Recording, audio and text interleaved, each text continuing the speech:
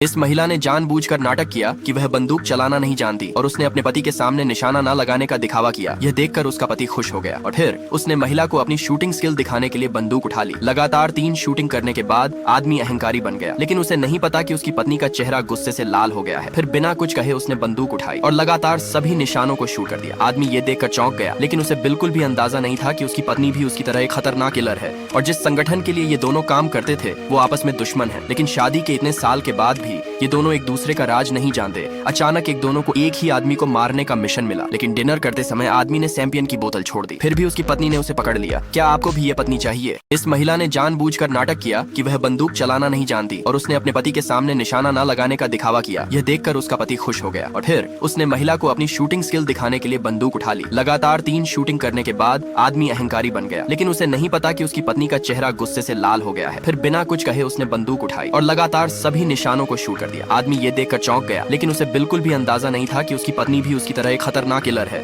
और जिस संगठन के लिए ये दोनों काम करते थे वो आपस में दुश्मन है। लेकिन शादी के इतने साल के बाद भी ये दोनों एक दूसरे का राज नहीं जानते। अचानक एक दोनों को एक ही आदमी को मारने का मिशन मिला, लेकिन डिनर करते समय आदमी ने सैंपियन की बोतल छोड़ दी। फिर भी उसकी पत्नी ने उसे पकड़ लिया। क्या आपको भी ये पत्नी चाहिए?